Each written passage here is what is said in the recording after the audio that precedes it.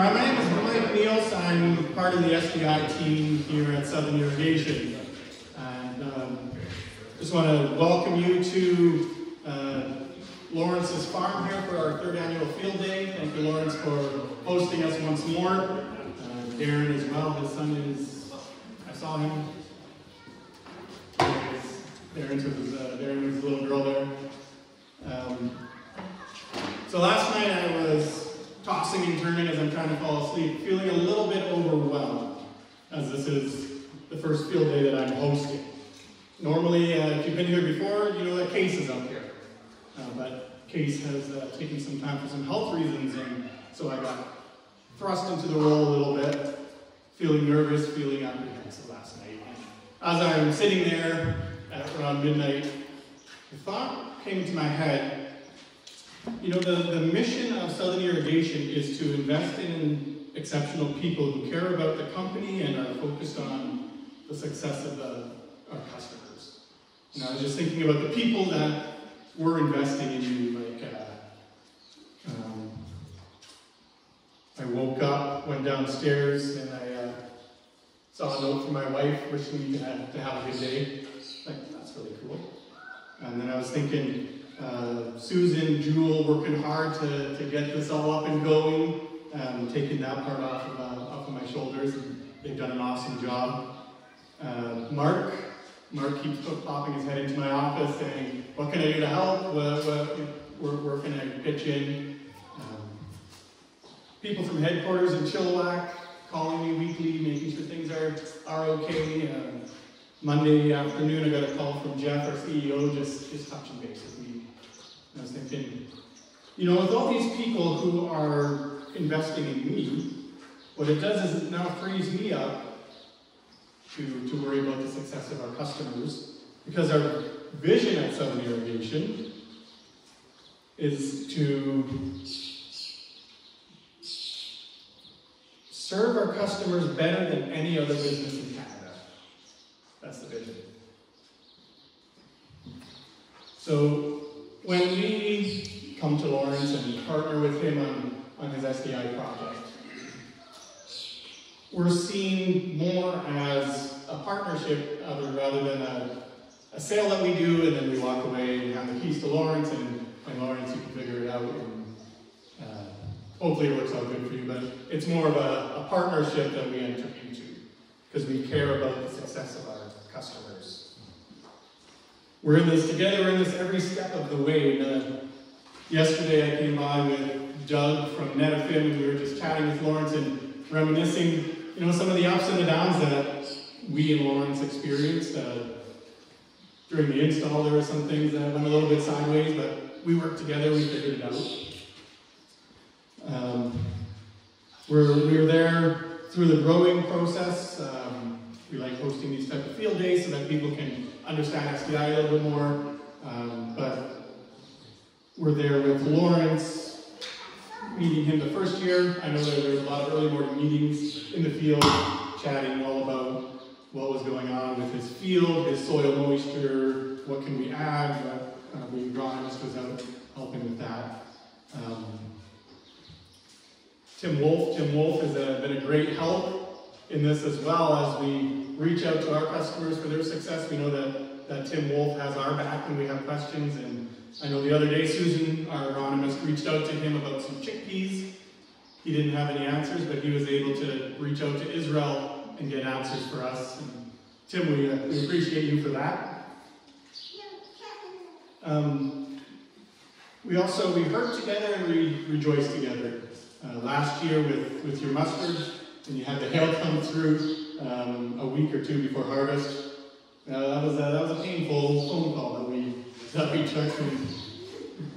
But also hearing about what the yields you did get off of the other part of your mustard, or the yields the year before, how good it was, and we're able to come together and be happy with Lawrence about how his system's doing. So Southern Irrigation will partner with our customers. I know, I believe Robert is here. That's been a good partnership with him. There's been some difficulties that we've worked through together. We're in this together with him. We'll get through it and we'll come through the other side. Because I can honestly feel that right now I'm standing on the shoulders of giants. I'm not somebody who introduced Southern Irrigation to SDI, but Southern Irrigation introduced me to SDI. Mark, along with Frank, one of the owners, has a lot of experience, a lot of struggles bringing SDI to Alberta. He's got stories that he'll tell you about gophers, maybe his most hated animal out there. Many ups and downs, but he refused to throw in the towel, and eventually we have this field with this field day and a huge success story in Florence. This project is really the result of many years of refusing to give up, finding out what works, and building toward a better goal together. Then there's Kurt at NutriDrip. Kurt is one of our fellow SDI providers out from the Midwest in the US. He's been doing it for 10 years, lots of experience, and whenever I have a question, I can just call Kurt and he picks up every time. I don't know, I was with him in April last year, and he's driving from field to field talking to his technicians, his installers, and it's just phone call after phone call. So how you pick up every time, I don't know, but thank you very much. And thanks for providing the answers to my questions. But also Netafim. Netafim is a huge giant in SDI that we've partnered with. Tim Wolf and the Netafim team have so much experience with subsurface drip, and they're willing to share that with us, but actually they're willing to share that with you, the producer. They brought SDI to North America, I believe in the 90s, is that correct, Tim? Around the 90s. So they've been doing it a long time, and we have lots to glean from them. But they work with a company that actually developed subsurface drip irrigation, drip technology in Israel in the 1960s. The other week I was at the library, I saw this book on the shelf, and it was How to Implement Israel's Water Strategy in North America. So I started flipping through it. Chapter 3, Netafim. So the whole chapter dedicated to what Netafim has done in the past in Israel, what they're doing now with research and bringing it worldwide. So really,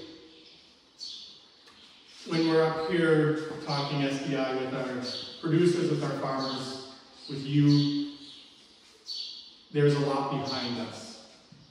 There's a lot of resources that we're able to tap into. And we bring this experience to the table with you.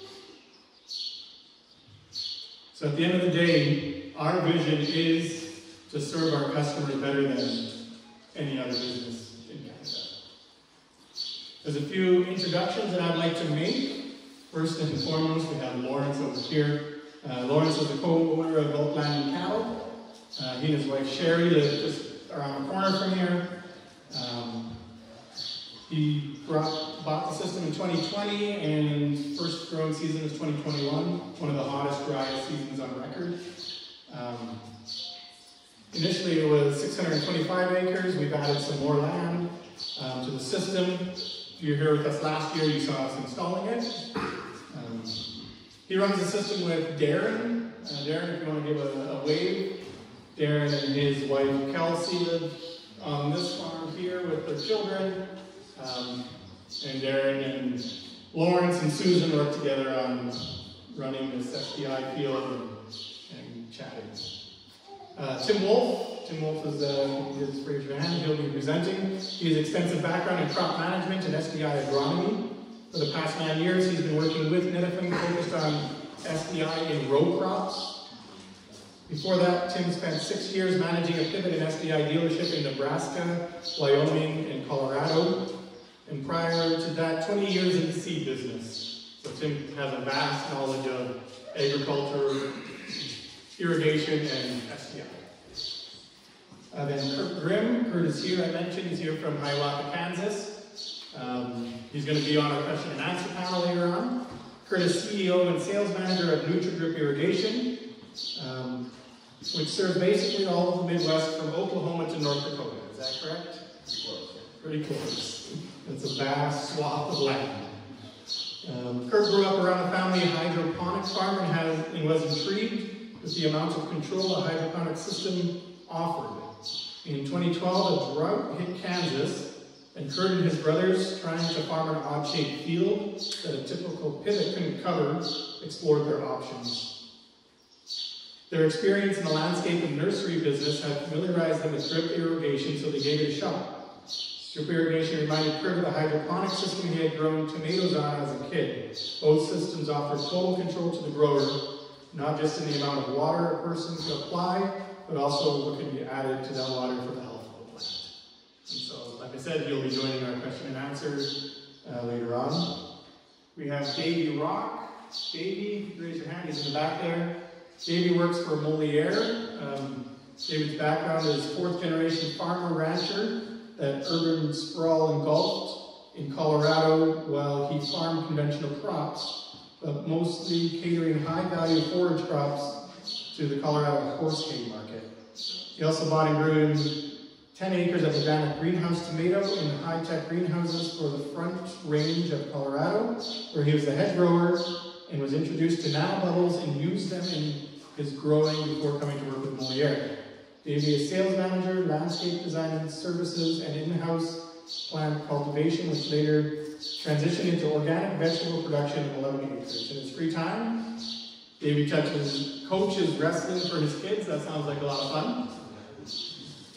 Attends their sporting events, and he looks forward to growing with Moliere and applying his passion for agricultural and sales to bring chemical-free nanobubbles to more farms in North America. Davey will be talking about nanobubbles during our tour of the farm. When we reach the filter house, we have a nanobubbler set up, and Davey will give a brief spiel about what's going on there. Lastly, I want to thank Scotiabank. Nathan, where are you? Thanks for picking up coffee and donuts and sponsoring them today. We appreciate what you bring to the table. So, with that, I will hand the microphone over to Lawrence. Thanks, Mike. I thought Keith was long-winded. No, that's great. Anyhow, thanks to Team Drip for putting this on today. It's pretty special that we can have these days because it's their way of showing what the system is capable of. Has anybody been to these field days before? You guys have work to do? Is Jeff here by any chance, Mark? Jeff isn't here today. Jeff isn't here? No. Okay. Darn, wish he was. He better not be fishing 2 days in a row. No, he's catching up to yesterday. I'd fire his ass if he wasn't. Anyhow, one little history. Sherry and myself flew down to Texas pre-COVID, and we went to different installations around Lubbock, Texas. There's a lot of it down there, folks. It's really worthwhile seeing, and you can write it off as a farm expense. We decided after seeing all these installs and how happy everybody was with it that we would go with that as well. So I walked into the Southern Irrigation's office one day and I asked Larissa Grisnick if you guys knew anything about drip, and she was first heading me off towards Mark. He was busy, and then I got to talk to Case. And through the years, like when they say that they develop a bond and they want to treat their customers better than any business, I really think they've achieved that goal. It's more like a friendship, except when you get the bills.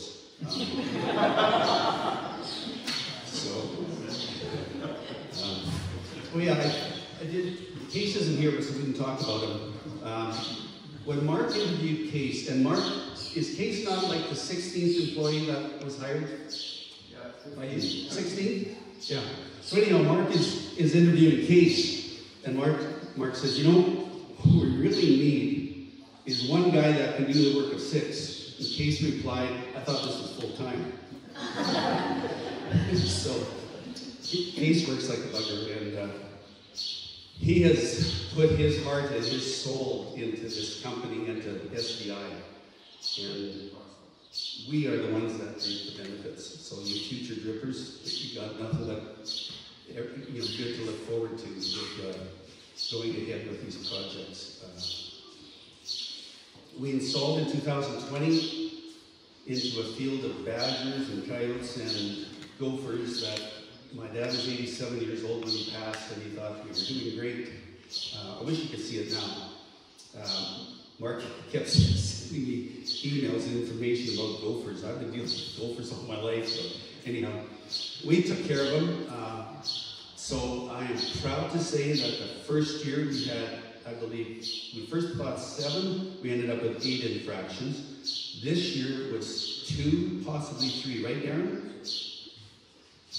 He doesn't know this one's dad. It's new. So I know that is a concern for a lot of you guys, is, like problems with the gophers and stuff. I will tell you one thing, that somewhere there's a picture of a badger hole. The badger dug completely around the pipe and did not touch it. I couldn't believe it when we seen it. Gophers, they are an issue, but it doesn't take much. That we've noticed on this new quarter that they've actually moved out and of that pasture quarter that was here, and we've gotten a few off the road now, so they don't stick around in the SDI. So that's one big advantage. 2020, we did the install. 21. I don't know if you guys have seen the stuff that Southern Irrigation has put on their website about what we've done out here and that. But we raised 100 bushels of winter wheat on 7.5 inches of moisture. That was 21. And it's basically had no rain. So. Last year we had, it's a beautiful oyster crop. I've been growing that stuff since '88, and I've never seen anything like it. We had double fullers in pods, and like the seed bank was about at least between 4 and 6 inches more than what any dryland crop, the best dryland crop I've ever had. So, man, I'd say we were pretty much on target for 40. The hailstorm took 90% through the center, and that was a real way of humbling the person in a hurry, because on that Southern Irrigation thing, where I said I thought this was a home run, and I said I think it's really a grand slam, I got humbled real quick after that hailstorm. But this year we've got a nice germ crop coming. One advantage of the drip was when the canal was shut down there, and we were looking like maybe 4 inches. That's half of what we need, right, guys? And with pill irrigating, that's a nice start, but you're going to need a lot more to finish. So, yeah, we've just been absolutely tickled pink. It's put wind back in my sails. I'll be 70 years old next year. But it has been absolutely fantastic. And Netafim has been unbelievable. Like today they're here with a wealth of knowledge. And it's for you guys to gain by. And, I don't really know what else to say. I would like to give a shout out to Kelsey. Come up here, Kelsey. Get your Come on. She deserves a round of applause, guys.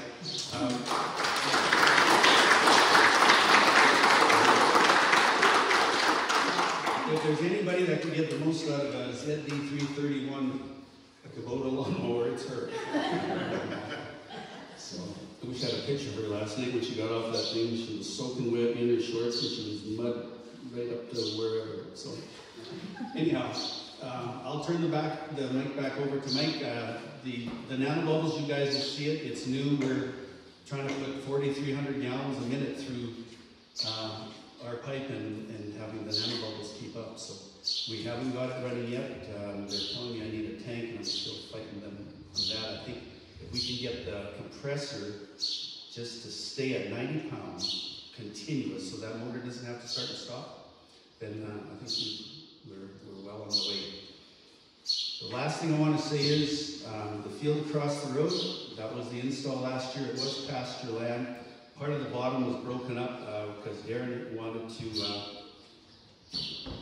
get a little more, it was swath scale and stuff, so Darren ripped it up and he swath grazed that, and I think he kept all the heifers there until about February. And this land that wasn't broken up, I was scared about opening it up because of the drought. So I said, just go in there with the air drill, go slow. Geez, guys, they did a nice job. It just, that drill went into that crested wheatgrass sod so nice, and it laid the seed down so nice, and I thought, we got it made, and it closed it up. But what I didn't realize, but I sure found out in short order, was that our splitter boot is 2.5 inches. So what happened was the sod laid back over top of the seed. So in essence, when I went out there to look, the barley had sprouted about that much, turned yellow and died because it couldn't penetrate the sod. So this mess out here that I tried to convince the neighbor to say it was his, is ours, but that is the reason why it's like that, and it's totally my fault. The kids wanted to open it up, and probably should have let them do it, but that was my decision. So, like I always tell them, there's the right way, the wrong way, the Lord's way, which isn't always right. So, anyhow, thank you guys for coming. I know you all were busy, and I really hope that this day is informative, and you guys put your confidence in Southern and in Grit. Thank you. And through that process, we're able to invite people to work together, like a Tim Wolf from Netafim, like Susan, our agronomist here, works together with our farmers to see what we can do with the crop, to push some yields, some fertigation techniques, and different irrigation techniques. And with the farmer, as I mentioned yesterday, we both hurt together and we rejoice together. Last year, when Lawrence had a great mustard crop, and then 2 weeks before harvest, a hailstorm went through the center of his field. And that was a hurting phone call that we had with Lawrence to be there with him. But then the great yields that he shares with us from his crops, and the excitement that he has, especially on the videos that he did for us for YouTube, it's amazing to be able to be like, yeah, we were there with Lawrence. We get to share in this with him. So that's one group that we work with. The other group is industry partners like Netafim, who are here today. Thanks for coming out today, yesterday. Netafim started SDI in North America in the 1990s down, I think, in Texas. And Tim Wolf is here working with the Netafim team. He has so much experience with agronomy, and he's going to present a little bit later on for us. And he's not just taking information and bringing it to Netafim and then keeping it there, but they're sharing it with us. If we have a question about any crop that you are doing and you want to know some irrigation techniques that's worked in the past, if we don't know, we can go to Tim. If Tim doesn't know, he's got a group behind him that he can tap into for resources. Because Netafim developed drip irrigation in Israel in the 1960s. This is where it started with Netafim. In fact, I was at our local library a couple weeks ago, and I saw a book on the shelf, How to Implement Israel's Irrigation Strategy in North America. And I was just paging through it. Chapter 3 was Netafim. How it started, the people that started it, the professors that were working on things, and their journey. I thought that was pretty cool. But a third group that we will partner with, we're partnered with industry partners. Sorry, I don't want to gloss over this because it's not just Netafim that we partner with, but it's people like Moliere. I'm not sure where Davey is. He's around somewhere. They sponsored our coffee today, but that's another industry partner that we have, is helping us do some nanobubble experimentation, techniques, what they can bring to the table as well. Because, like I said, it's not just me trying to make Canada this leader in irrigation techniques. It's not just Southern Irrigation doing that, but it's industry partners like Netafim, like Moliere. But a third group that we work with is centers of higher learning, like Dr. Willemine Apple's over here with Lethbridge College. We've partnered with them in order to do research on their farm in Lethbridge, just outside of Lethbridge. They have a little research plot. On this farm too, we're doing research for nanobubble techniques, and I'm sure Dr. Apples will fill us more in on the research that we are doing with them, but also part of that is Netafim is a part and Moliere is a part, all working together to bring Canada into this. Hopefully one of our goals together. And then a fourth is government agencies. I know we were just talking, Jesse, about funding that we can tap into.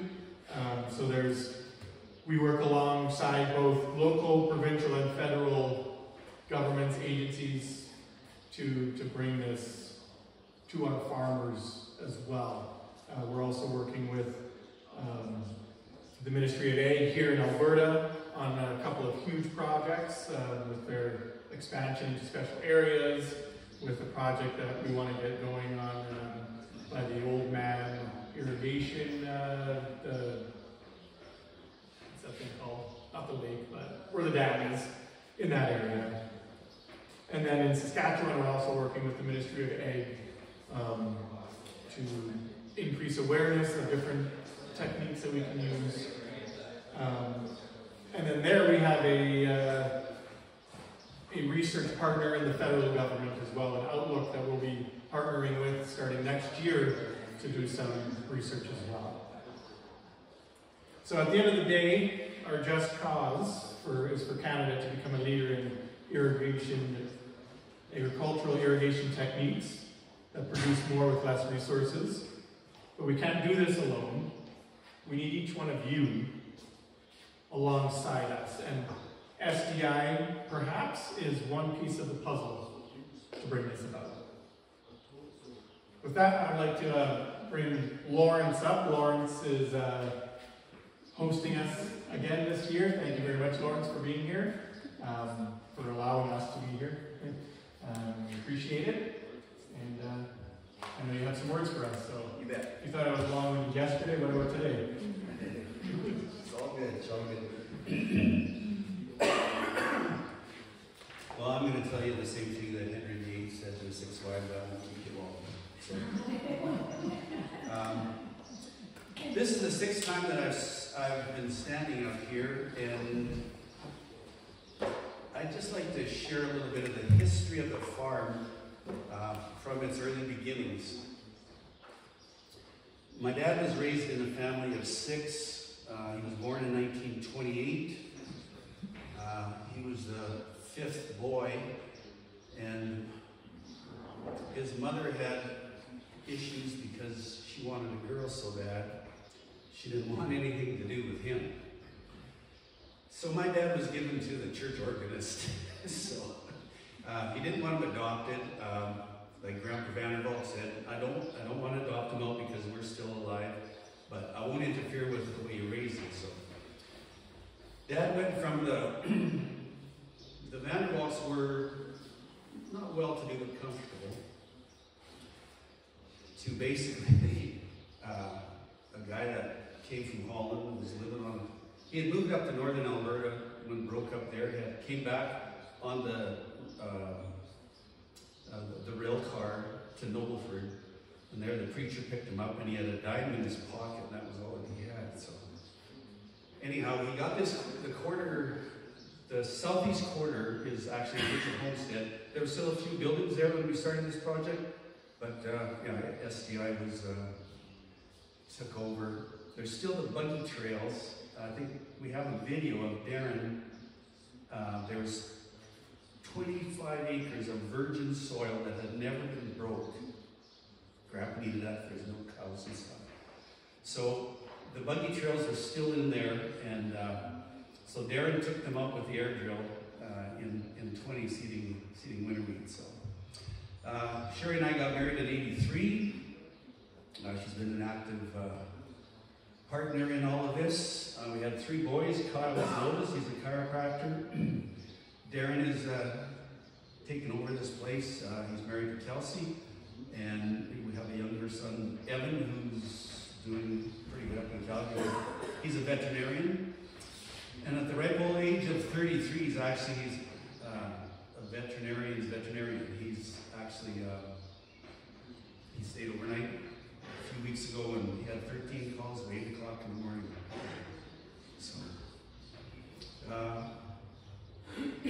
So Darren married Kelsey, and she's a veterinarian, and then Evan's a veterinarian, and Kyle's a chiropractor. But Darren has, the other 2 kids have gotten early admittance to, so they never graduated from university. Darren is actually the only one that graduated from university, and so he's the one with actually the degree, but he's out here on the farm. But when it comes to diagnosing, so Evan's a vet, Kelsey's a vet. But we were at Whoop Up Days last year, and we were in the infield, and it was the saddle bronc guys that were going, and Darren and I were standing up against the rail, and the horse went right beside us, and the guy was still on it.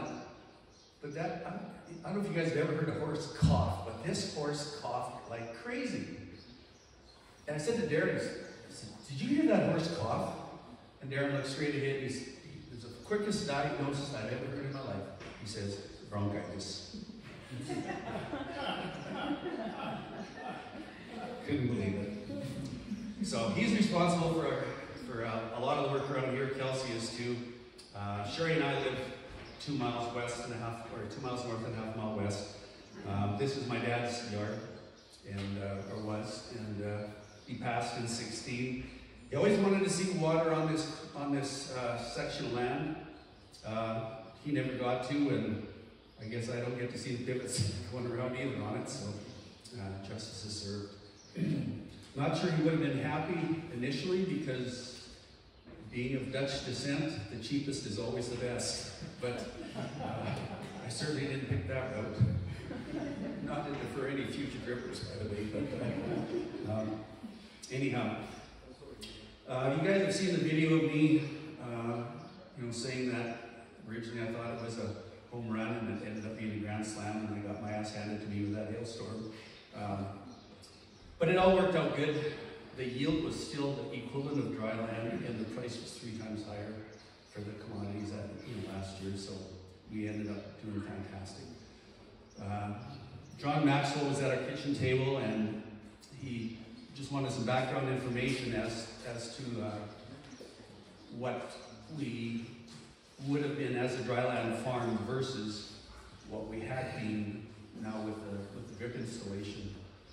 And he showed me the number that would, kind of like the forecast with, he just kept punching in numbers, and he showed us what the capability of this farm is because of the SDI, and it was amazing. So my wife was the one that finally said, "Do it," and Darren was the one that said yes to the nanobubbles. So I'm not responsible for anything except the big chips. So anyhow, I don't have much more to say. I'm so thankful for getting partnered up with Southern, and for the quality of expertise that Medfin has given us, and the product. Everything has been absolutely fantastic. I keep saying it's putting the wind in my sails, and I mean that. So I see Sherry now is rubbing the donuts. She's not listening to me as usual. There's 2 more coming. Anyhow, thank you from the bottom of my heart for helping us do what we're doing. I'm pretty positive we're in the right direction. Thanks again, folks.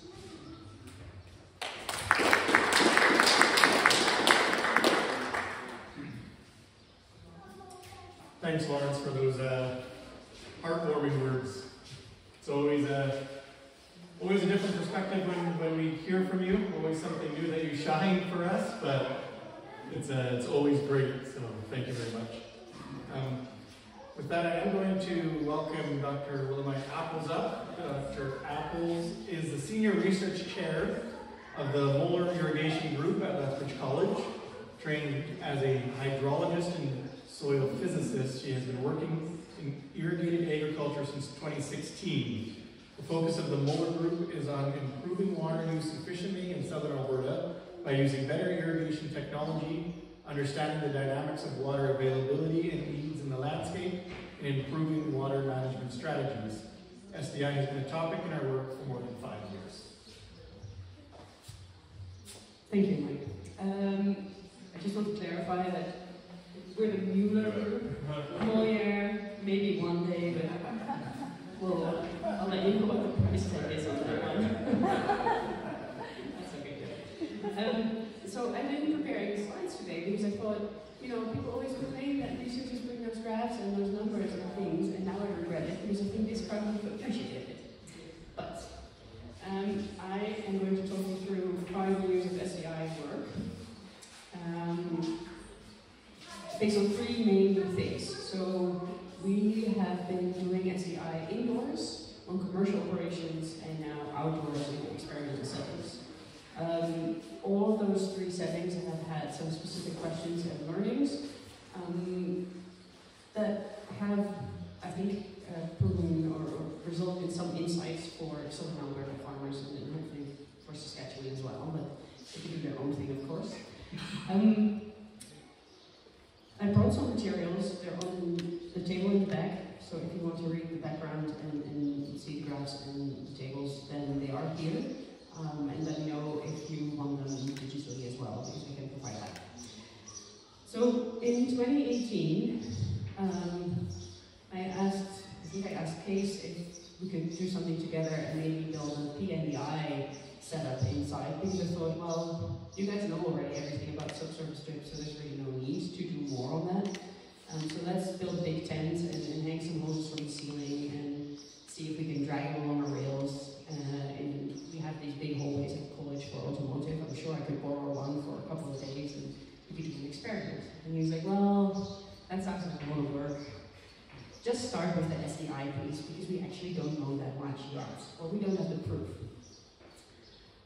So we started indoors with 3 very large boxes of sand, silt loam and sandy clay loam, representing sort of the 3 basic or major types of soil that we have in Southern Alberta. We installed 4 unique line systems in each of those boxes, and they were 3 meters wide, 6 meters, so fairly large. And then grew alfalfa, wheat, and canola on top of those bin systems in the 2-3 years after that. The questions are rather simple. We know that different soil types have different soil hydraulic properties, so the shape of the bubble of water around each emitter will be different between those 3 soil types. Now, based on what is economic and sort of feasible in terms of installing lines at depth and distance, will we be able to get enough water into the root zone of those field crops? The answer to that was, thankfully, yes. So we had systems at 8 and 12 inches depth, spaced all at 3 foot, and then with emitter spacing 24 or 30 inches. The clay loam and the sandy clay loam are really forgiving. So yes, theoretically, you would have to change your installation depth and your installation spacing if you want to be irrigated optimally. But if you are constrained by the amount of labor that you have to sit in trenches and connect hoses up to main lines every summer, then you can get away with a general install distance and a general installation depth based on what each producer appreciates based on what they till or do every summer. The loamy sand, not as much. So that's where sort of, in every soil type you will get dry patches between lines up to 2, sometimes 4 inches, depending on your irrigation management. In the loamy sand, that sticks around too much and deeper than those 2 to 4 inches. Therefore, if you do not have any rainfall, you will see gaps in the crop at that spacing distance. So if you're ever considering moving out to Grassy Lake and installing an SDI system there, you'd have to reconsider the depth and the spacing between the lines. We also found that it didn't matter so much what that depth and the spacing is once a crop has established. So as long as there are a bunch of roots that you irrigate frequently, the potential difference and the dynamics in that soil will be noticed. The roots will grow towards the emitters. So sure, row spacing is much closer than your line spacing, but the plant's root system compensates for that distance. 80 to 90% of the root uptake takes place within a 20 centimeter radius around each emitter. So that's quite a lot. So during the summer, or let's say the height of plant water uptake, you probably will not be seeing a uniform moisture distribution. Doesn't matter so much. So that's good news. Then we moved on to a commercial operation up near London. First Fruit Farms hosted us for 2 years. And they experimented with topping up of fertilizer rates by adding nitrogen and phosphorus into the drip system in the middle of the growing season and towards the end of the growing season. They split out, they gave some zones only nitrogen, some zones only phosphorus, some NP, and then the late applications nitrogen only. We monitored that application by taking soil samples, by taking samples of the crop, and analyzing how much nutrient uptake there was, as well as comparing yields at the end of the season. And with a basic estimate of what the crop did, the market price for those crops were in those 2 years, we then came up with whether or not it was fertigation, the topping up of a normal application of fertilizer resulted in a net profit. Durum wheat and pinto beans were the 2 crops, and I'll start with the negative one. Pinto beans, there was no result whatsoever.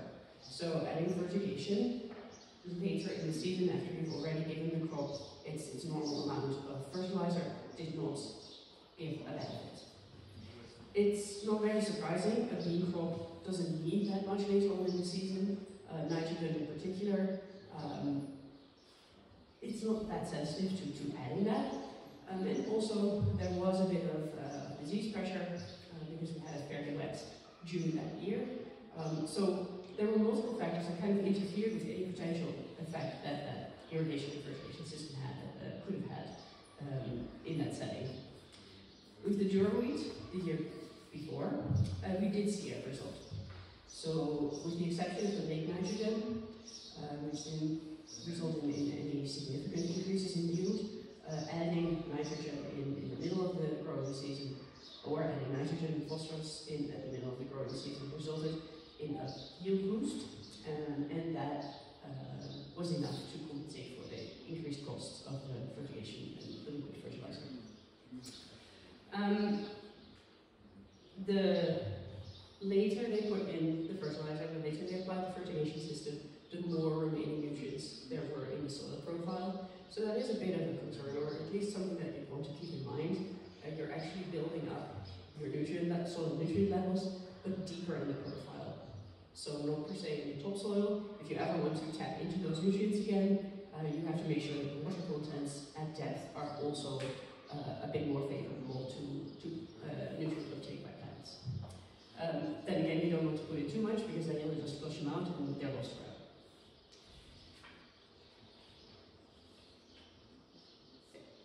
Then, in late 2020, the government of Alberta decided to step away from agricultural research. That was a sad moment for everyone who did research at the provincial government, but it was kind of a lucky moment for all of the colleges and universities, because we all got to take over some of those facilities. So Lethbridge College was presented with a free release to manage the demo farm east of Lethbridge, which used to be an irrigation technology centre. So we have 3 largest pivots, 2 lateral move systems, and a couple of smaller, older remnants of irrigation systems, as well as a demo canal, where we used to demonstrate how you get water from a reservoir or a river to fields. One of the first things we did was call Case and say, hey, we have a bunch of acres that have no irrigation at this moment. Could we please figure something out and install an SDI system and do this for real seeds? And so we did. Initially, we planned out 36 zones, so we could grow 4 crops at the same time, do 3 treatments, and get replicates. That turned out to be more than $1 million worth of investment. And while I am the cash bank of my group, I really don't have that money. So we settled on something that's 21 zones large. 18 zones are small and meant to host experiments. And then there are 3 zones that are 1 acre each, which in our case is large. And those serve as a demonstration zone. So if there's something that we're not quite sure of, or that's something we'd like to figure out, to see how it works, we'll put it in there. If we have a strategy, then we'll put it in the experimental zones. The first year we grew corn. The installation took until sort of late July before the system was operational, and there was some residual nutrients present in that soil. So we just thought if we grow something that eats nitrogen, then we might get rid of that. And then in 2022, yes, last year, we started with the first round of real experiments. We grew canola and wheat in 9 zones each, with 3 different fertigation treatments. And instead of topping the fertilizer up, we just asked the question, is there a benefit in providing liquid nutrients? There should be, because it's more available, it's straight into the root zone. So let's quantify that. Let's put a number on that. So the treatments that we did were 25% fertilizer up front, 75% later through a liquid application, 50-50, and 75-25.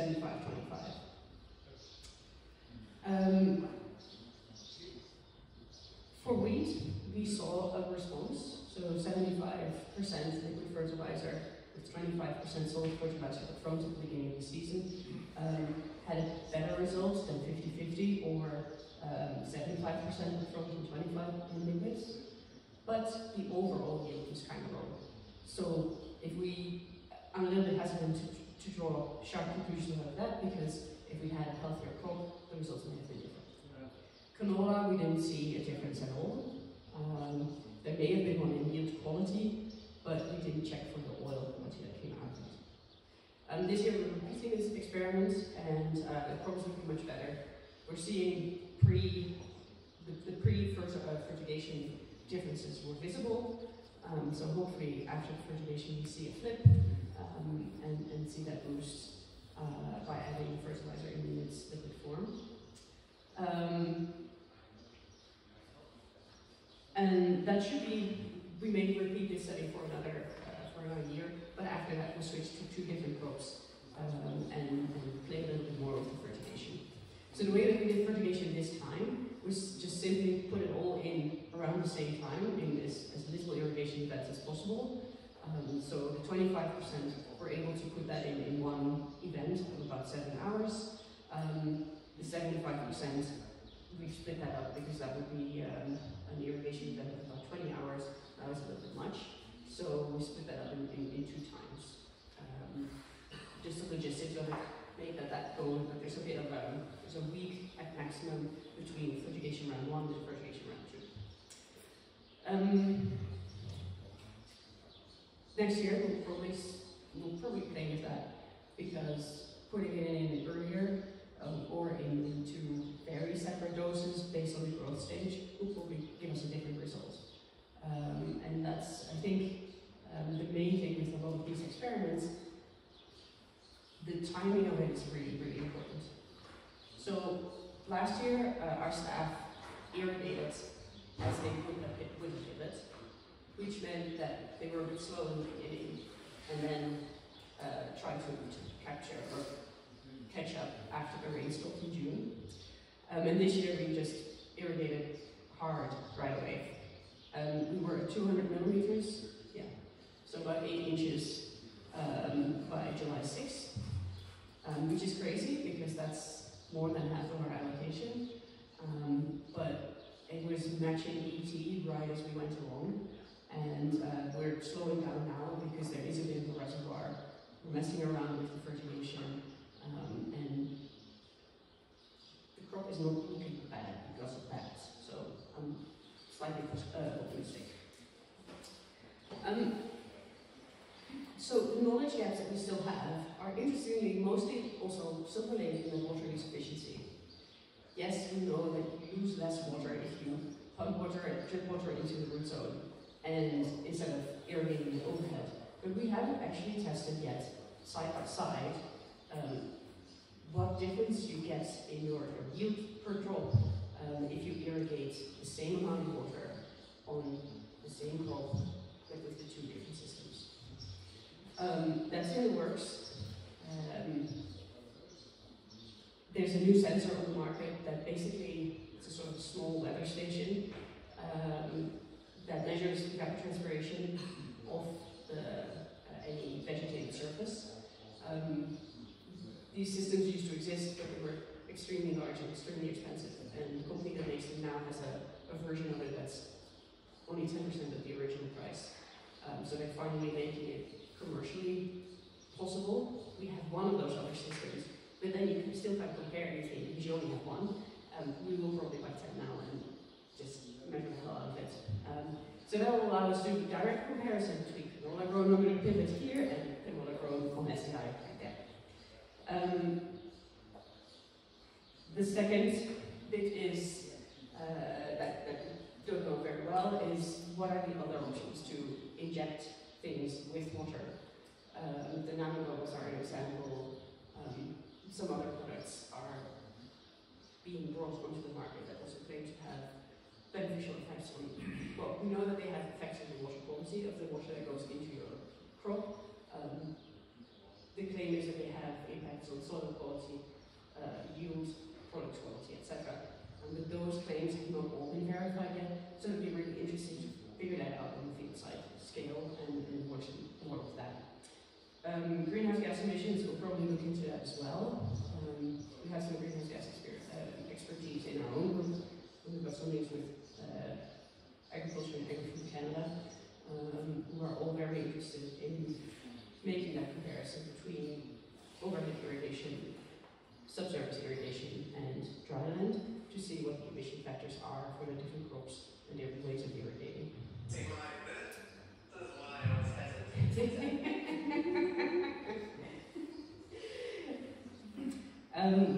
So that's work that we're preparing, both on the demo farm outside of Lethbridge, as here in collaboration with Darren and Lawrence.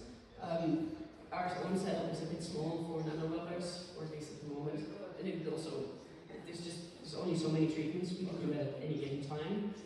So we'll be working with Darren here to do a direct comparison and look into effects both on the crop and the soil.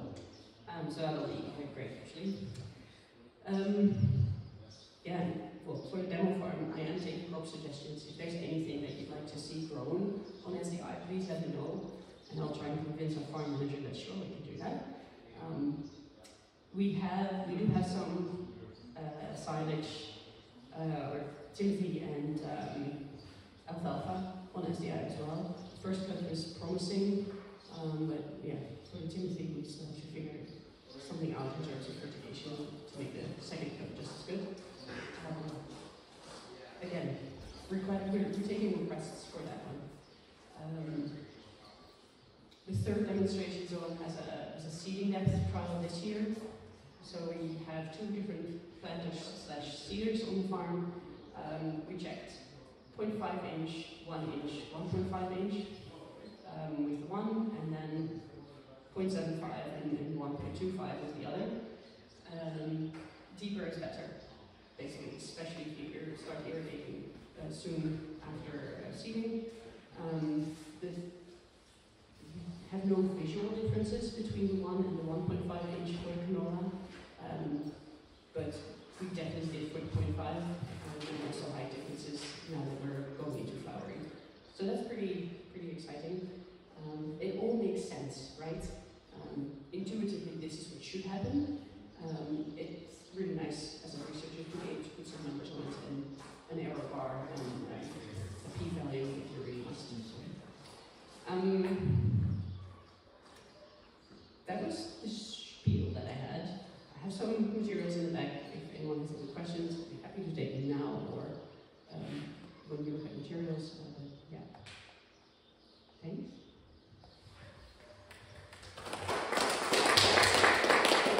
A lot of the things that you're going to see us talking about are things that we've done together with the NutriDrip team and learning together and growing together.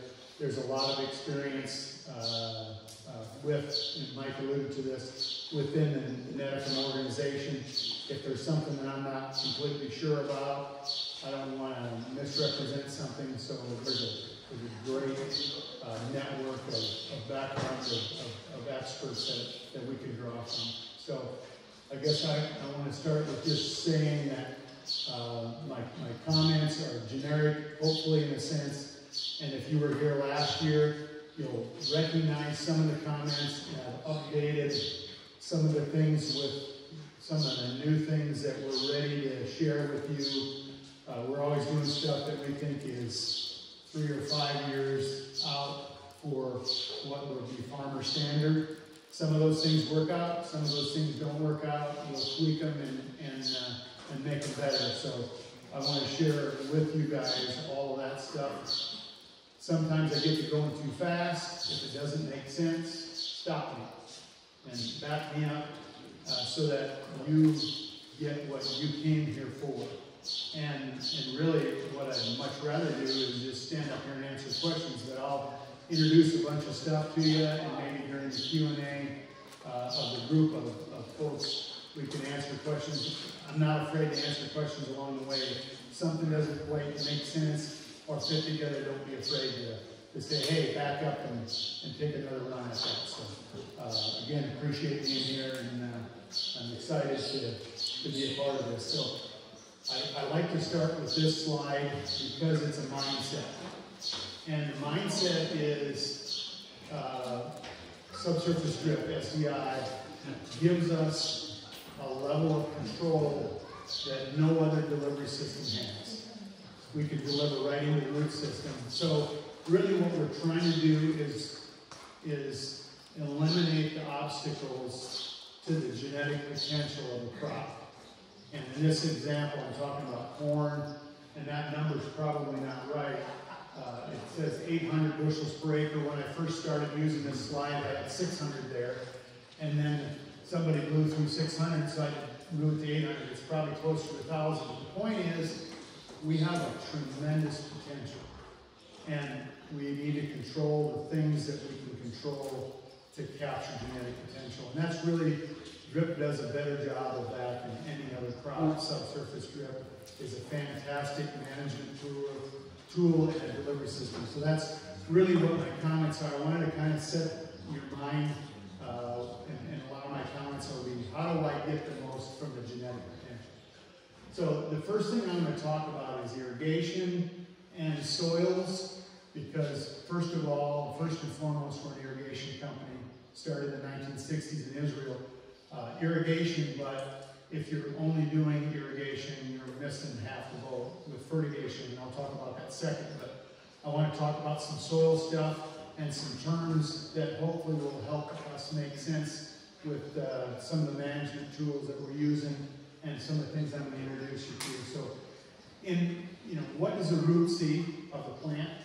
The root seeds, in an ideal world, about half of it is the soil, the sand, silt, clay mix, and the organic matter. That's about half of what it sees. The other half that we hopefully want the root to see is water and air.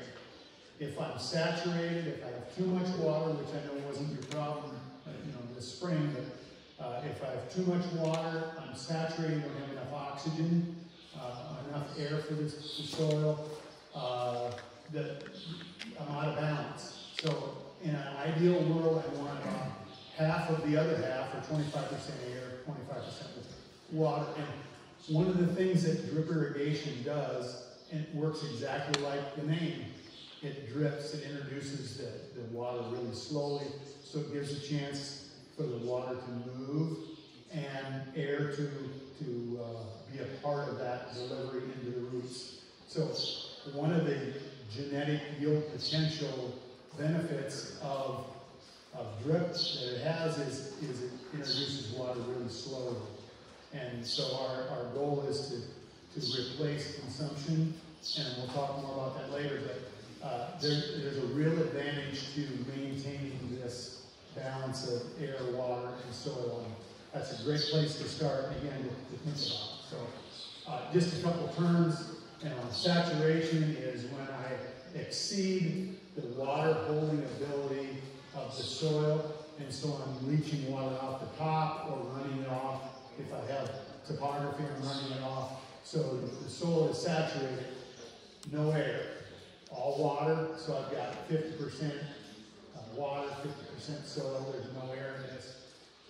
Crop acts almost the same as it does in a drought. It doesn't do that because there's not enough air. So field capacity, and that's different with each soil. It's the point at which the soil is holding all the water that it can, and it has some air in it. And at field capacity, that's almost an ideal scenario. And we'll talk about that again, how we manage it. But that's kind of the upper limit that we want to manage to. If we over-irrigate or oversaturate, then we get into this scenario. So this is kind of where we want to be. Wilting point is the point at which the plant cannot extract any more water out of the soil. There's still a little water in there, but the plant can't pull any more out of it. That's wilting point. The plant will die when it gets to wilting point. So our job in irrigation is to manage between the two and actually manage to the upper half of field capacity. And that's what this chart talks about. Depending on what soil that you have, sand loam or a silty clay loam, which has a lot more water holding ability. And again, we've got field capacity in a sand. Field capacity in this example is about 2 inches per foot of water in a foot profile. In a loam, it's almost double that. It's close to 4. And in a silt, when you add some silt or clay to it, it's over 4, so it's 2.5 times more than sand. And wilting point does it kind of the same thing. It's at about 1 inch in sand, and in loam or clay, it's a higher level. But the available water, and that's really what we control when we irrigate, is the available water. So that's the difference again, like I talked about in the previous slide, wilting point, field capacity. I've got a smaller available water to manage in a sand versus a loam or a silty clay loam. And there's 2 different colors within that available water, and that's the point, that's the take-home point. So up to this point, here's take-home number 1. I want to manage this available water to the upper half of the available water. So available water, no plant stress, is the upper half of the available water. That's the ideal scenario that I'm after. We can still grow a crop, but the plant has to work harder to get the water out of that soil. So I'm wanting to manage to the upper half of available water. Take over number 1. So how do I do that? One way is to use soil moisture probes. And this is a chart from a soil moisture probe. We work with a number of different companies. But the line between the blue and the green, that's field capacity level.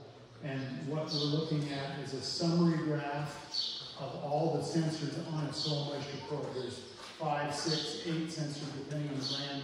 And it's kind of the summary or the accumulation of all of those. So field capacity is here. Wilting point is the bottom or the pink and green area, that's the bottom. And so this represents, the green area represents the available water. And our refill point in this scenario is a little bit more than halfway down. For corn and for soybeans, it's called allowable depletion. You don't have to remember that, but we don't want to go below that because we go into that plant stress time where plant can still do well, but it has to work harder to get the water out of the soil, especially if you've got some clays. The clays, like that one chart talked about, will hold a lot of water, but the plant has to work harder to get that water out. So again, our goal is to manage the upper half of available water. Again, take home. So this is a little bit different probe company. Similar kind of thing, we want to manage in the green, so we're managing our irrigation within that available water. Keep it between the full point and the refill point on your probe, and you'll be happy. This particular one has a gas gauge, which I kind of like because, you know, as farmers, and I've got a farm in South Dakota where I live, in the States, I don't happen to have any water, so I can't irrigate, which frustrates the dickens out of me because I don't get as good a crop as I would like. But I like, you know, something at a glance that I can see and I can make my decisions. I've got 100 things to do today. I want to look at my soil moisture probe. How am I doing? If I'm doing good, I'm in the green on the gas gauge, then I can go do something else and not have to worry about it today. At a glance is pretty important. So there's a number of different soil moisture probes. They're all really good. The differentiation factor in my mind is what's the support that you get, what is the information or the folks that can help you to get the most from your soil moisture probe. Much like your investment in SDI. SDI is just a tool. If you can get good help and support from Southern Irrigation, you'll make the most of it. So here's another strategy that we found in 2018 at this location. We had an excess amount of rain. And I don't know if that ever happens here, but this is in Minnesota. We had an excess amount of rain. We were worried about getting our fertilizer on. You know, we weren't worried about adding water. We had plenty of water. So we used the soil moisture probe differently in the sense that we were at field capacity most of the time, or above field capacity, but we were looking for opportunities of when we could fertigate. So when we got below field capacity, there was a little opportunity for us to fertigate. So I put arrows on those times, and we were feeding the plant and fertigating, and knew that fertilizer would stay there in the root system and right there. If it was at saturation, remember that first graph was at saturation, it's going to go right out the bottom. So we were using it kind of opposite. So it gives us a good snapshot into the soil profile to know what's the moisture situation. Does that all make sense? Any questions about that? If you were here last year, I kind of covered the same thing, but it's good stuff. It's good stuff. So what I wanted to evolve to is something that we're starting to take a look at, and that's imagery, satellite imagery, and how we want to use it to manage water. So first of all, I'm going to talk a little bit about what are the strengths of the soil moisture probes and the weaknesses of soil moisture probes, and imagery the same thing, and how our vision is for how we feel like it could potentially be a tool that we'll use. We've been playing around with it for about 3 years, and I like what we've done, and we think maybe in a couple of years it will be a product that we'll be offering. So this is a crop advisor. It's an agronomic program that we'll be rolling out probably in another year or two, and our hope is that imagery will be a part of it. But I wanted to just give you a little look at what we're doing. So soil moisture probe, the advantage of it is it gives us actual soil moisture. It gives us multiple depths and with the different sensors. It measures consumption, so I know that, if I look at where was it at 2 days ago, all day today, it consumed 0.2 for instance. If evapotranspiration is 2/10, so tomorrow I'm going to replace consumption. So I can measure consumption and replace that, so I'm keeping it in that area that I talked about before, in that high 1/2 of available water, and gather the genetic potential that I'm really after. And it's real time. It's real time. The soil moisture probe information is real time. I can look at it. Most of them we set up that we collect information every 30 minutes and deliver it over the cloud to your cell phone or to your computer or iPad every 2 hours. So the information that you're utilizing is no more than 2 hours old. Some of the weaknesses of the soil moisture probe is the spot that you put that probe in the field. You're hopeful that spot is representative of the entire field.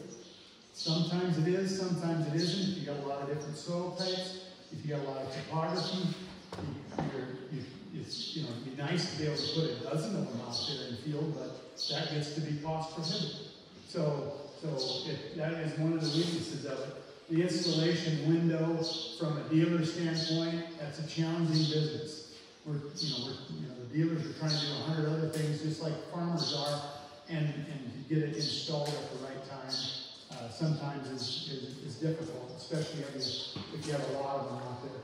And the cost on the soil moisture probes can be different than other options. I'm not saying it's too expensive. I've been doing soil moisture probes for 15 years, and I can't imagine irrigating without it. They're just a great tool. But we're looking at imagery. What I can get with imagery is I have a full field.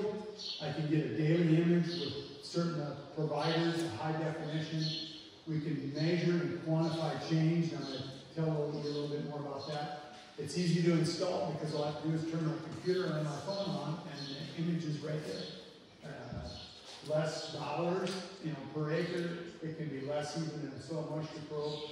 I can get different bandwidths or spectrums. So I can get, and I'll talk about this in a minute, NDVI, vegetative index, or I can get a chlorophyll index, which is an indication of color, which is also an indication of nitrogen, sulfur, and some of them are major nutrients that measures plant health.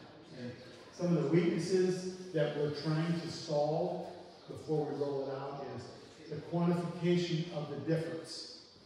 What does light green versus dark green on the image really mean? Sometimes that's kind of hard to do, and I'm going to talk to you guys about what we're doing with our imagery. And getting regular images, if you get a lot of clouds, sometimes it doesn't. And the regular low definition imagery that a lot of other companies are offering maybe comes in every 7 to 10 days. And if you miss image because of clouds, you're working on stuff that might be 2 weeks old. If you get the daily images and I miss one day, I don't like it when I miss a day, but at least I have the image coming the next day, hopefully.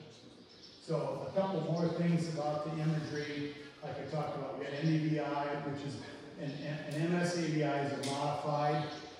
We use that for when the crop is small and there's some soil reflection from the satellite picture, so that it does a nice job of filtering out that soil reflection and still giving us good information to utilize.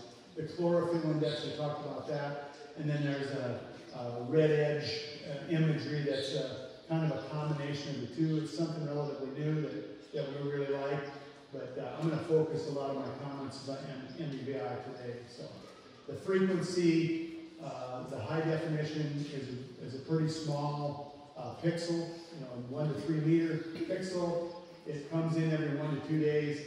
Last year, we did about a dozen growers, and we got 51 images that we could utilize to manage the crop between the end of April and around when the crop finished around September 10th. So we had a lot of good information to be able to utilize.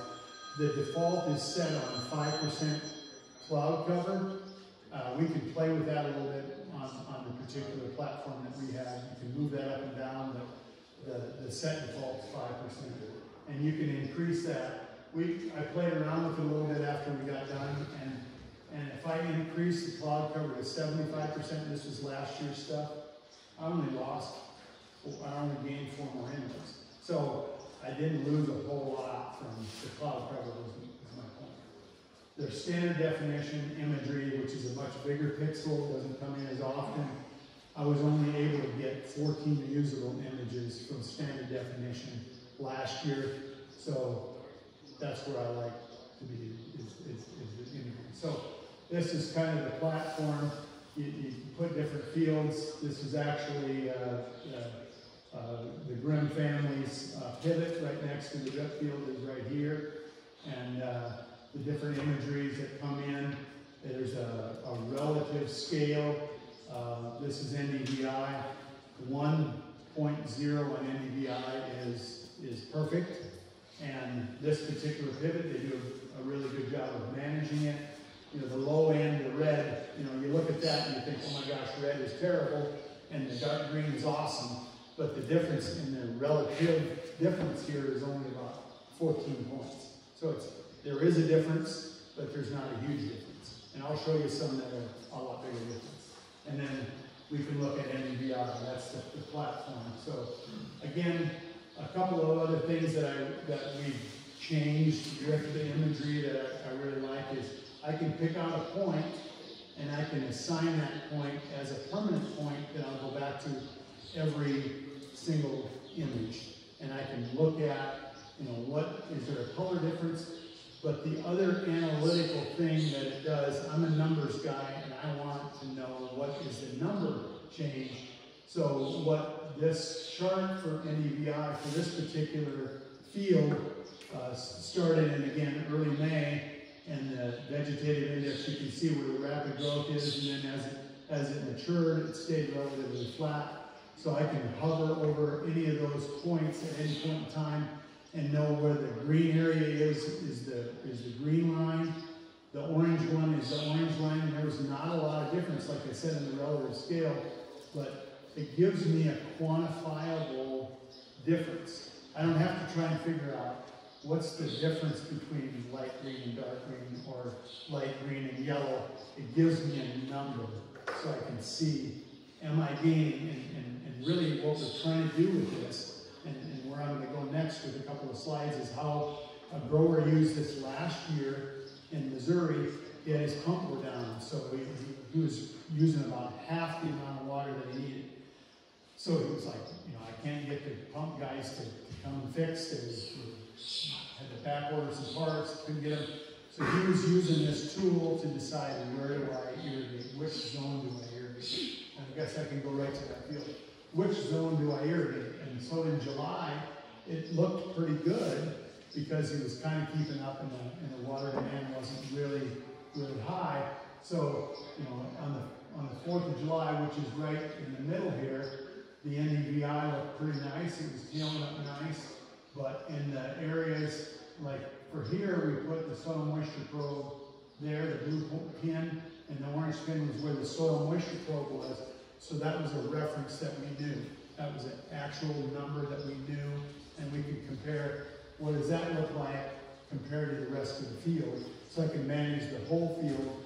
And what this grower was doing with his agronomist was going to the area of most need.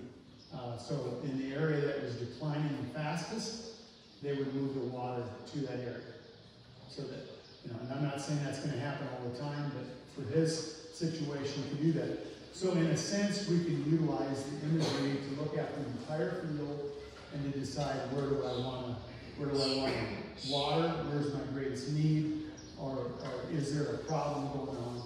And so a couple other things about the imagery.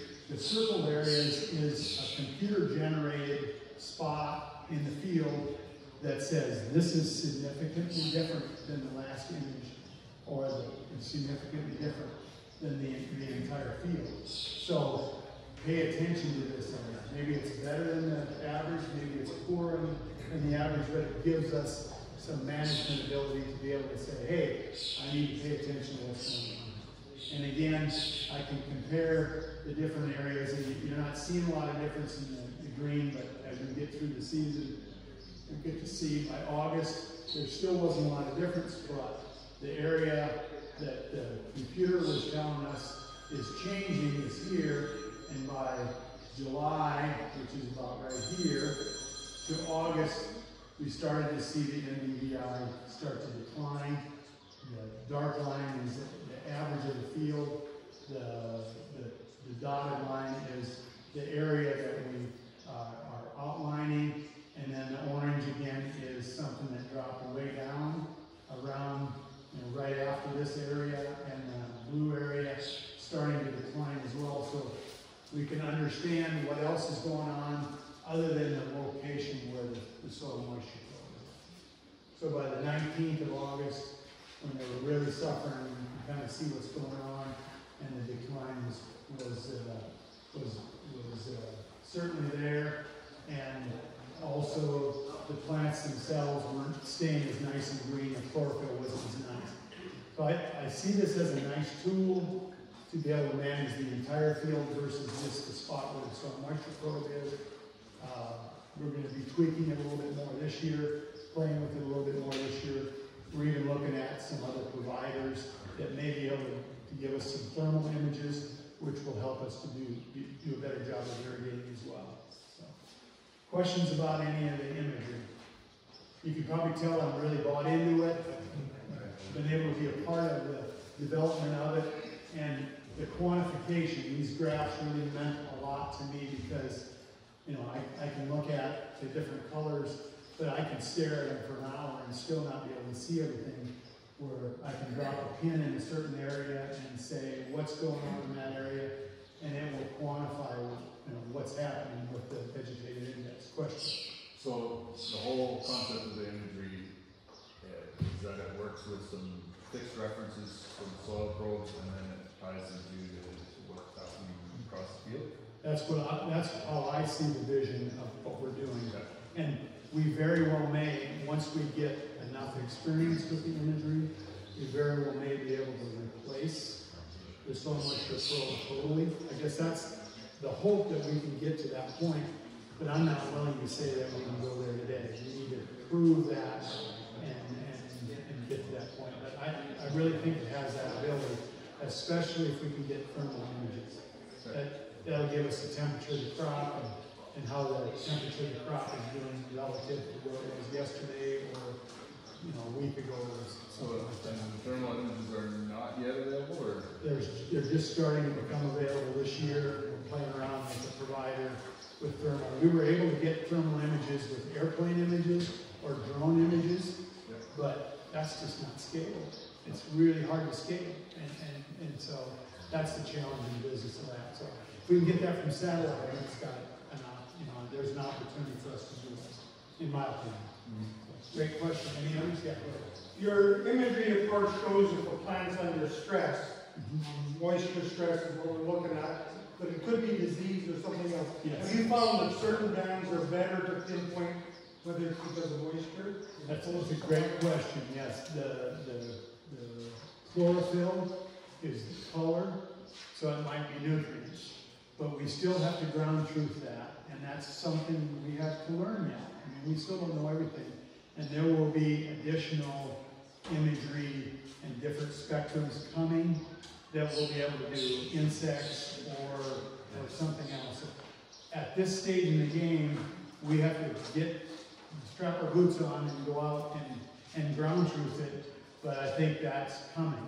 With drone imagery, that is so awesome. You can go right down into the plant and see the actual weeds. They can identify different weeds and know what spectrum of herbicides I need to do there. It's a lot of things with drones, but again, that's just not scalable in open ag where we're at. So yeah, it's a great question. I think we'll have something in the future. I really do believe that. Great questions. Any others? So I'm going to transition now then to fertigation, and if there's no more questions about irrigation, and we're going to be around. Hopefully you have additional questions. I'll be around today, later on. So I want to kind of set the tone. If we understand the plant, and if you listen to me talk, I use this chart a lot. If we understand the plant and when it wants to eat and when it's in in a high need time. This is a corn plant, and this is nitrogen. So the manages very well on the left hand. So along the bottom, where's my plan? You guys see that red dot very well? Maybe I'm struggling to use it and it's not even used. Along the bottom is the growing season. So emergence over on the left, maturity over on the right. So that represents the growing season. And the percentages on the right. So 25% of its nitrogen needs, 50%, 75, and 100% of its nitrogen needs. When does it want to eat? When do I have to provide the nitrogen? And there's a different uptake chart for each nutrient, but nitrogen. So we know that between about V6 or about knee-high corn through tassel time is its greatest need. That's when it's building the factory. That's when it needs. And for 230 bushel corn, that's about 7 pounds of nitrogen every day for about 3 weeks. If I'm growing 300 bushel corn, that's probably 11 or 12 pounds of nitrogen every day for that same 3-week period. So it's a lot of nitrogen. I have to be ready for that. I've got the delivery system with SDI that I can do that with, but I have to be ready for that. So if we understand when it wants to eat and the quantity that it wants to eat, and if I can understand the other nutrients and provide that, I can deliver it just in time or just before just in time to be able to meet the needs. And again, SDI is a delivery system that we can do it. And so what are some of the benefits of that? Nitrogen is leachable. We'll lose it if we get a lot of water. And so if I put all my nitrogen out up front, which has been practiced for 50 years, because the plant's not utilizing it, this is that uptake chart, it's subject to loss. If it's just waiting there to be consumed, that's subject to loss. But if I break it into small meals and meet the needs of it based upon the uptake chart, then I'm not having the same level of risk for loss. Does that make sense? So I'm utilizing my SDI system to spoon feed it so that I'm not subjecting it to loss. So that's one of the benefits, especially with nitrogen, sulfur, boron, the leachable mobile nutrients. I can utilize it this way. So another way to think about it, and this is some data from Pioneer. I worked for Pioneer for 20 years, and there was we took a lot of data. This is 300-400 farmers, and we were looking at if I had one broadcast application of nitrogen, how much nitrogen did I need to grow a bushel of corn? And if I had one application, it was about 1.3 pounds of nitrogen. If I banded it, I gained some efficiency. If I spoon feed it, and this was pivot and drip irrigation data that we were looking at, I can gain a little bit more efficiency on that 1.1. If I split it up and I had a pre-plant band like a strip till unit or with the planter perhaps, and then side dressed it, splitting into 3 different, I again gain a little bit more efficiency. If I broke it again, and you probably catching on to where I'm headed. If I pre-plant, band it, strip till it, put some starter in the planter, side dress it around knee high when I could get through, and then also fertigate it 3 times, I'm at less than a pound of nitrogen. And if I break it even further and even do some late after brown silk, after pollination applications of nitrogen, I'm at about 0.8. So I'm using the same amount of nitrogen. My efficiency is better, my yields are higher.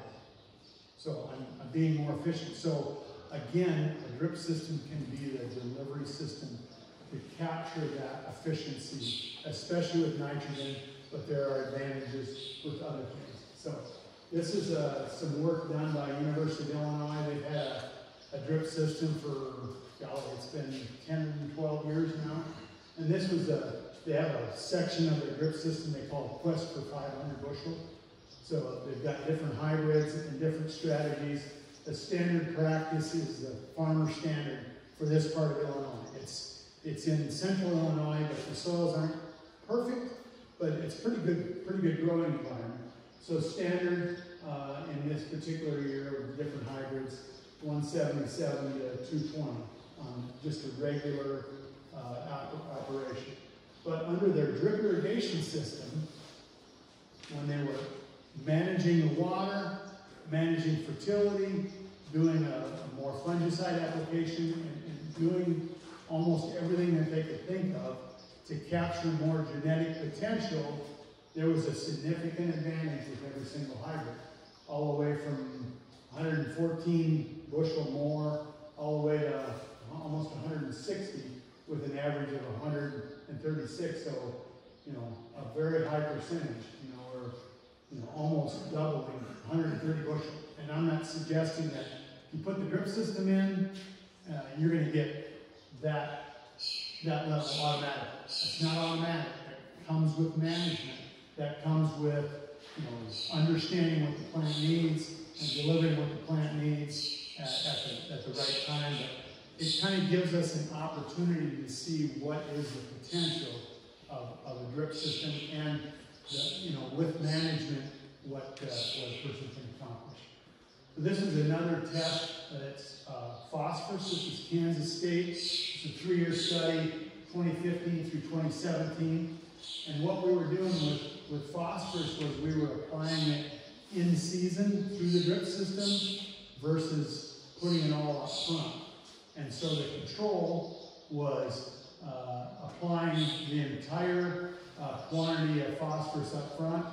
And under this system, we've got an average over 3 years of about 260 bushel of corn. With phosphorus, and this was, if I remember this, there was 2 different strategies, and they're not a lot different, so it doesn't really matter. It was 3 different applications in season of phosphorus. We're not adding additional phosphorus. What we're doing is utilizing the same quantity, but instead of putting it all up front, making it into small meals, again, matching that uptake chart that we talked about with nitrogen. Phosphorus is a little bit different than nitrogen, but we were able to add about 20 bushels to the yield just by splitting it into smaller meals. And we don't lose phosphorus, so there's not a risk of losing it to leaching, but we're making it more available. It's right there in the bubble of the irrigation water, and it's more available to the crop. And again, this is in corn, but the same principle is there for any other crop. We did some phosphorus and plus zinc. Really didn't see any advantage to the zinc at this location, so I didn't spend a lot of time talking about it. But we're adding 20 bushels. So where does that 20 bushels come from? So with corn, we counted the number of kernels that we were getting. And in the check, again, the control, and that's the whole 45 pounds of phosphorus up front versus splitting it into the three different applications. In season, we were able to add about 30 plus kernels to every ear. So adding additional kernels to the same ear, same population, same everything else, we were able to add more kernels, and that's where the yield came from. Didn't add a lot more weight. There wasn't any more mass to those kernels, but just because there was more kernels, it added yield. So it's nice to know that we can add yield with nitrogen, add yield with phosphorus, and again, it's the same thing. We're utilizing the drip as a delivery system and understanding when does it want to eat and what does it need. So I'm going to finish with a couple other things. This is and I don't, I'm not expecting you guys to see the numbers and understand the numbers. I can't even see them, but what I wanted to show you is this is the new lab that we're starting to work with that gives us soil and tissue sampling, and what our protocol currently with our corn and soybeans is we're doing 3 different soil samples. So we do a pre-plant soil sample, then one at about V6, V8, which is about knee-high or so, and then one at tassel time, soil samples, and then tissue samples. At a minimum, we're doing 6 in-season tissue samples, which is a leaf sample of the plant itself, send it to the lab, and analyze what's in the nutrients and understanding, how do I compare with my comrades, where are my opportunities. And the readout gives me and again, it's a nice at a glance. Green means I'm in really good shape. Yellow means, hey, I'm okay, but I maybe need to keep an eye on it. Red means this is your opportunity that you have to improve.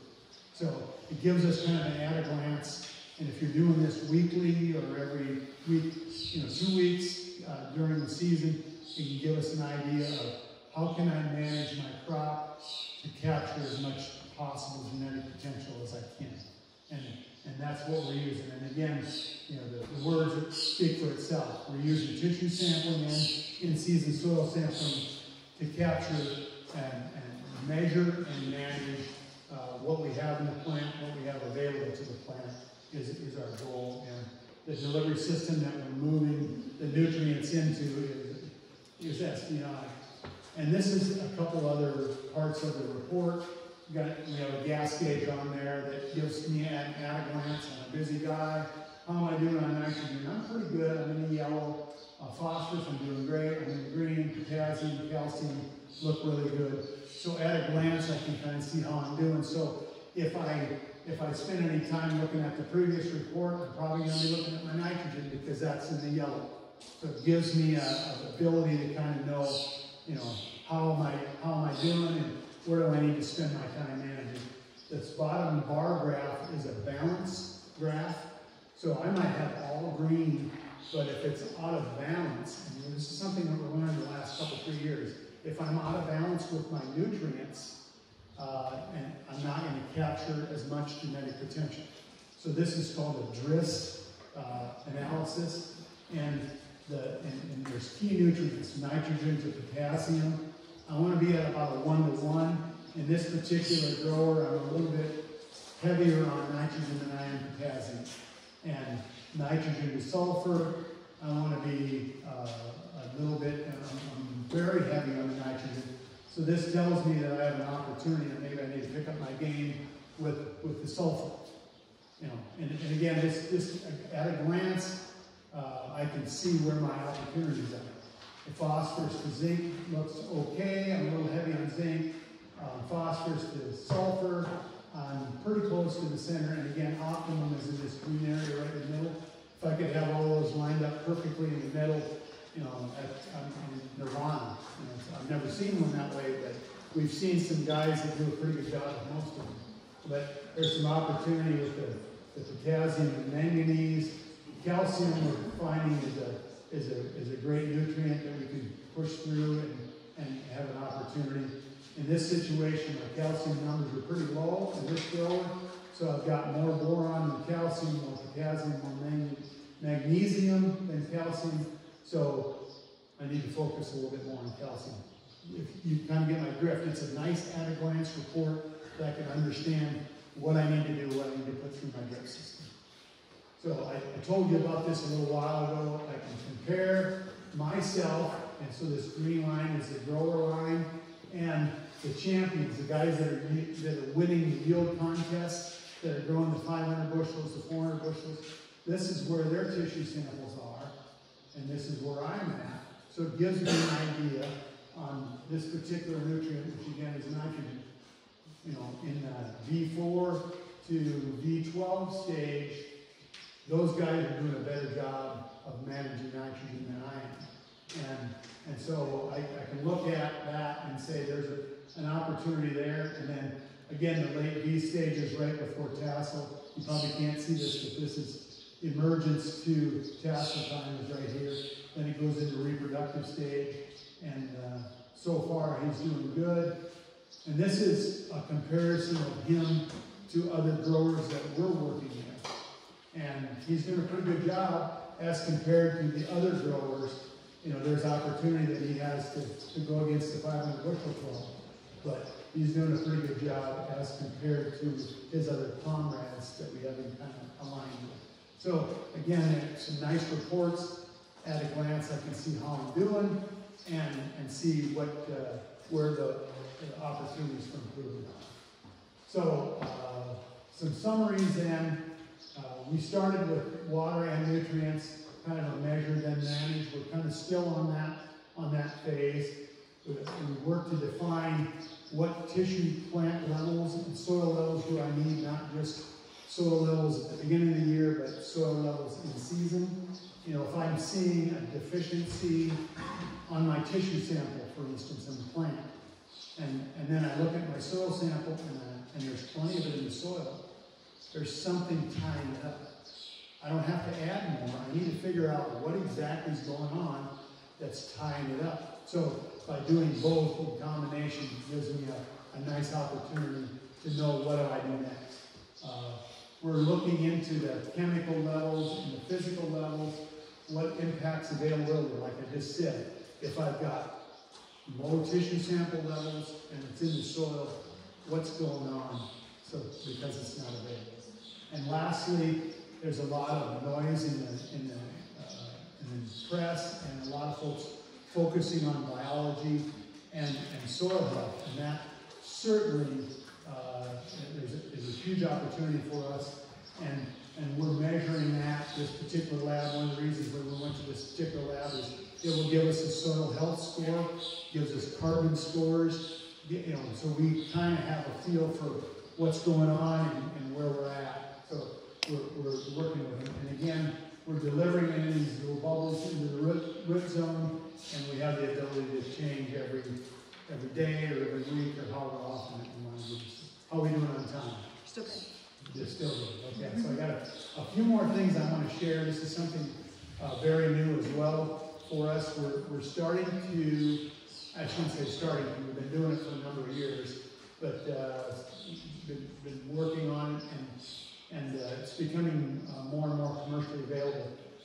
Delivering manure effluent, we have to filter it, of course, or separate it through our dripper line. So you have an alternative to commercial fertilizer. So if you have effluent or you have manure as an available nutrient product, we're doing some work on dairy and swine mostly. We've got a few beef systems out, but we've had some good luck with it up to this point, and we're excited to start talking about it today and have it evolve. If there's some interest in this area, with southern irrigation, we may try and do some systems, but where it started is in California on some dairies. They have a lot of environmental pressure in California, so in about 2016 we started doing some dairy manure effluent through a drip system. It's been very successful up to this point. There are 40 or 50 systems, I believe, now in California. We started to do it in dairy in about 2019 on a particular system. Now I believe we've got almost 10 dairies that we're doing effluent, and it's either feed pad, which is feed storage runoff, or actual manure effluent. We're pre-blending the effluent with fresh water to manage the salinity or the electric conductivity EC. So we're pre-blending it in California. In the Midwest, we're doing some other things because our need for water isn't quite as much. They irrigate 25, 30 inches of water to grow their silage crop, where some places that we've got dairies in the Midwest, we only need 4 or 5 inches. So we don't have to blend it as much. We can utilize the natural water within the soil profile to do that blending as we introduce. So we're introducing a higher EC blend to that root system through our drip system in the Midwest. So it's a multiple step separation, filtration.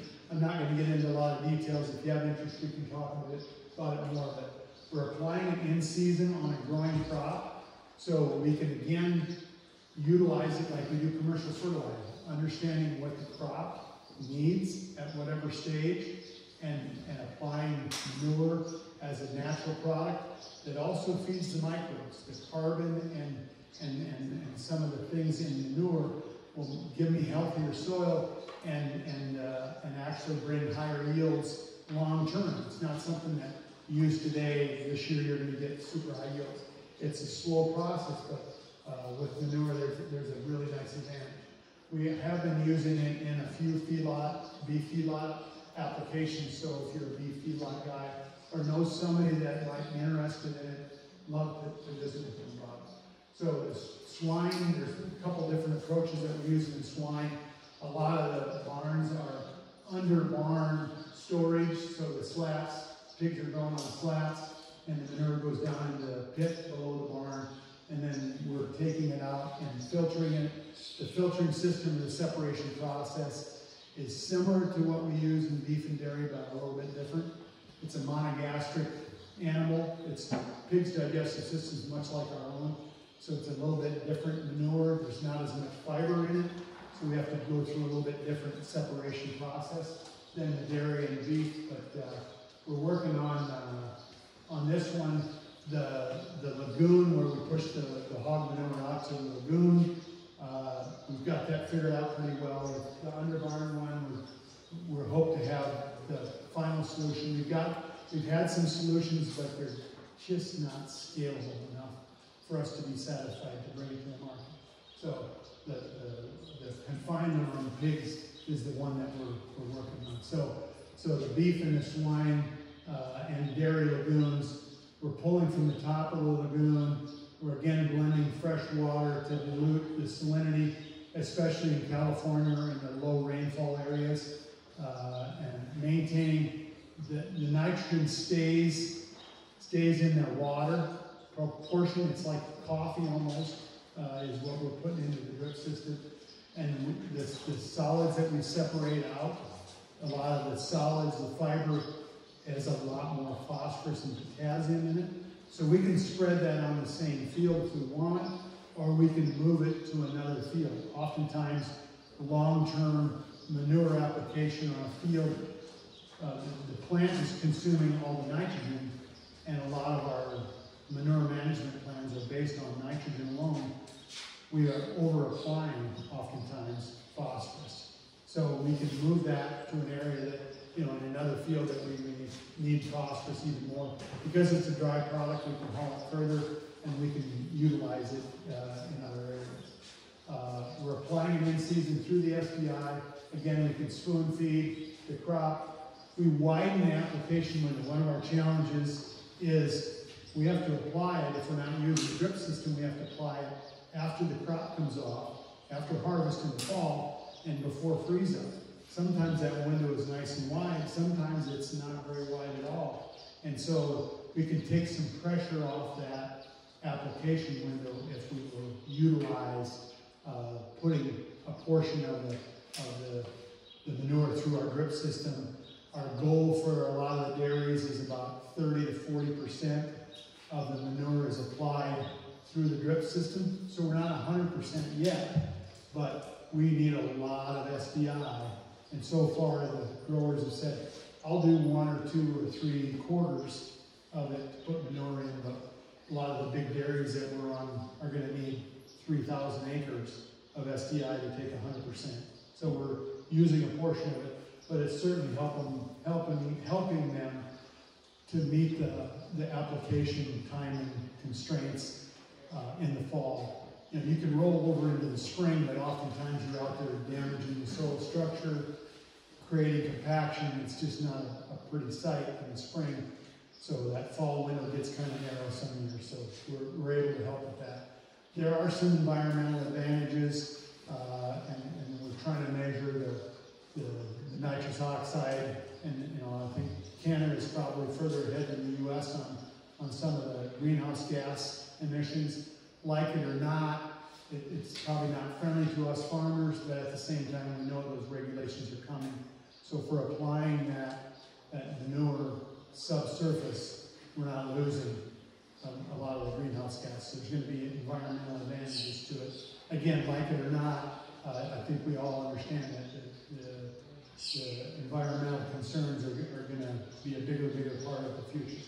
And there is reduced odor as well. As we get into highly populated areas of the U.S., where there's high concentration of hog farms, there's a lot of odor concerns, and we can virtually eliminate that odor with applying it to the drip system.